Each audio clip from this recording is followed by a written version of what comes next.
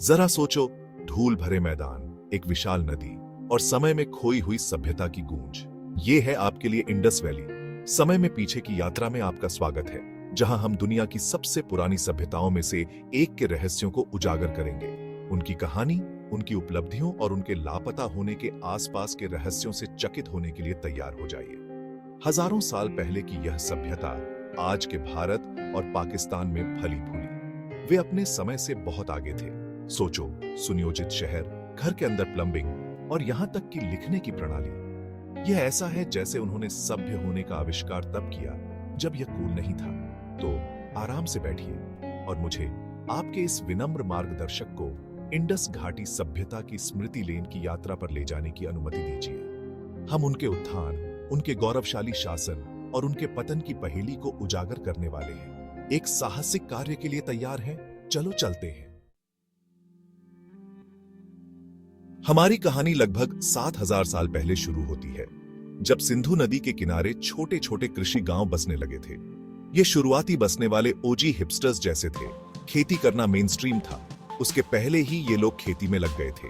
वे गेहूं और जौ जैसी फसलें उगाते थे और भेड़ और बकरियों जैसे जानवरों को पालते थे। यह नींव थी, बीज था इंडस वैली सभ्यता का। समय के साथ ये गांव बड़े और अधिक जुड़े हुए हो गए और अंततः बड़े हलचल भरे शहरों में बदल गए। यह सिर्फ संयोग से नहीं था, ध्यान रहे, ये लोग संगठित थे। इन्होंने अपना काम सही तरीके से किया था। उन्होंने एक मजबूत केंद्र सरकार विकसित की, जो उस समय के हिसाब से बहुत बड़ी बात है। और यहां सबसे खास बात है, उनकी सभ्यता केवल 1 या 2 शहरों तक सीमित नहीं थी। अरे नहीं, वे दूर दूर तक फैले हुए थे। आज के उत्तर पूर्वी अफगानिस्तान से लेकर उत्तर पश्चिमी भारत तक सिंधु घाटी सभ्यता ही रहने की जगह थी। वे सबसे कूल थे और यह बात सब जानते थे। अब शहर नियोजन के बारे में बात करते हैं। इंडस के लोग अपने समय के वास्तुकार जैसे थे, सच्चे दूरदर्शी। उन्होंने सिर्फ शहर नहीं बनाए, उन्होंने कृतियों का निर्माण किया। उदाहरण के लिए हड़प्पा और मोहनजोदड़ो को ही ले लीजिए।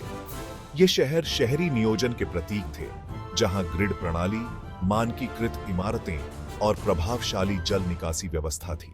कल्पना कीजिए कि एकदम सीधी सड़कों पर चलना, जहां मानकीकृत ईंटों से बने घर हैं।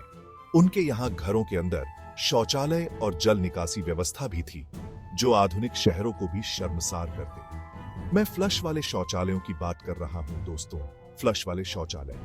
और यह केवल व्यावहारिकता के बारे में नहीं था, इन लोगों के पास स्टाइल था।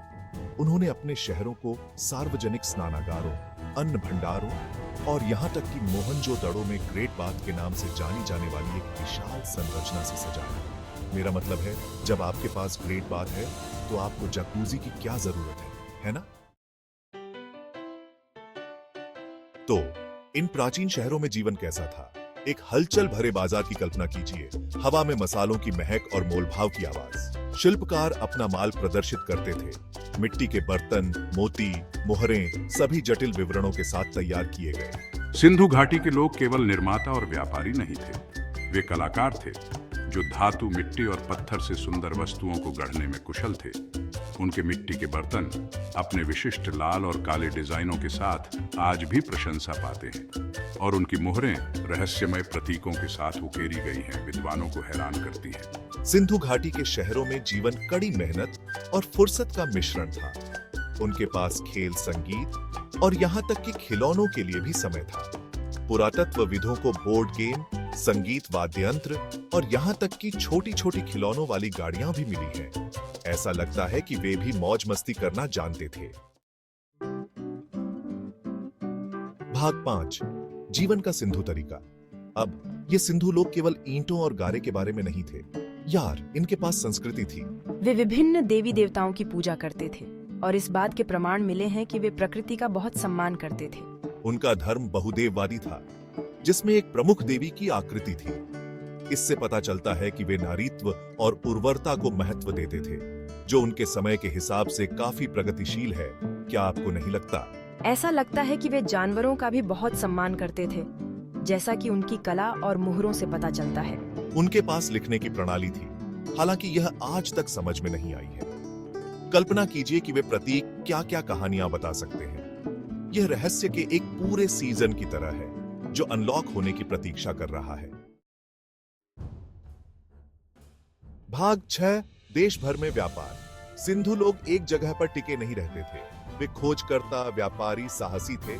उनका व्यापारिक नेटवर्क बहुत दूर दूर तक फैला हुआ था, जो मेसोपोटामिया और उससे भी आगे तक पहुंचता था।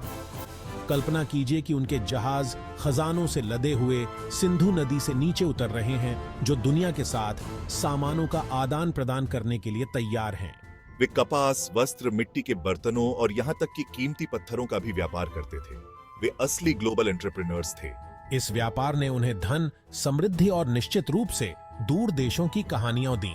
सिंधु घाटी सभ्यता सांस्कृतिक आदान प्रदान का केंद्र थी, विचारों और प्रभावों का संगम थी। वे अपने समय के इन्फ्लुएंसर्स थे, जो ट्रेंड सेट करते थे और दुनिया से जुड़ते थे। भाग 7 सिंधु लिपि के रहस्य। अब ये एक वास्तविक पहेली है। सिंधु लोगों की अपनी लिपि थी, लेकिन दुख की बात है कि हम अभी तक इसका कोड नहीं तोड़ पाए हैं। ये ऐसा है जैसे उन्होंने हमारे लिए एक गुप्त संदेश छोड़ा हो और हम सब इसका पासवर्ड पता लगाने की कोशिश कर रहे हों। कल्पना कीजिए कि अगर हम उनके लेखन को समझ सकें, हम किन कहानियों को उजागर करेंगे, कौन से रहस्य उजागर होंगे।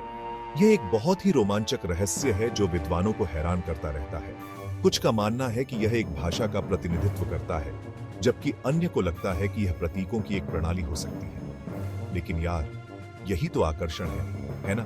सिंधु घाटी सभ्यता हमें सोचने पर मजबूर करती है, हमें उत्सुक रखती है। ये एक कभी न खत्म होने वाली पहेली की तरह है और हम सभी लापता टुकड़ों को खोजने के लिए उत्सुक हैं।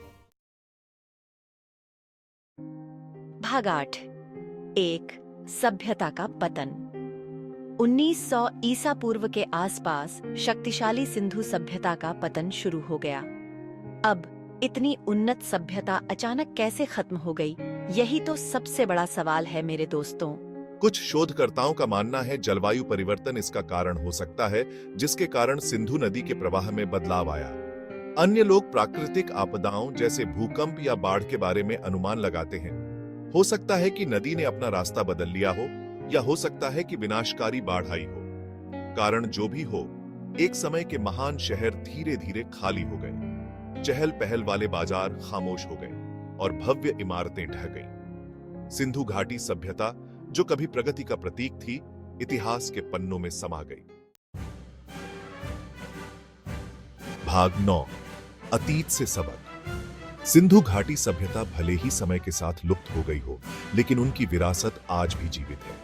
वे हमें याद दिलाते हैं कि सबसे गौरवशाली सभ्यताएं भी समय के थपेड़ों से अछूती नहीं है।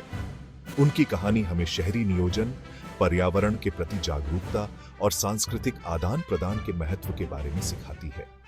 वे अपने काम में माहिर थे और उनके नवाचार हमें आज भी प्रेरित करते हैं। तो अगली बार जब आप एक नल चालू करें या किसी शहर की जटिलताओं को देखकर आश्चर्यचकित हो, तो सिंधु घाटी सभ्यता को याद करें। वे प्रवर्तक, अन्वेषक और सपने देखने वाले थे, जिन्होंने दुनिया पर एक अमिट छाप छोड़ी। भाग 10 धन्यवाद और खोज करते रहे। खैर, यह है सिंधु घाटी सभ्यता की कहानी। नवाचार, रहस्य और थोड़ी उदासी की कहानी। समय में पीछे की इस अविश्वसनीय यात्रा में मेरे साथ जुड़ने के लिए धन्यवाद। लेकिन सफर यहीं खत्म नहीं होता। खोज करने, सीखने और चकित होने के लिए बहुत कुछ है। तो खोज करते रहें, सवाल पूछते रहें और सिंधु घाटी सभ्यता की भावना को जीवित रखें। कौन जानता है कि इतिहास और कौन कौन से रहस्य समेटे हुए हैं। अगली बार तक उत्सुक रहे।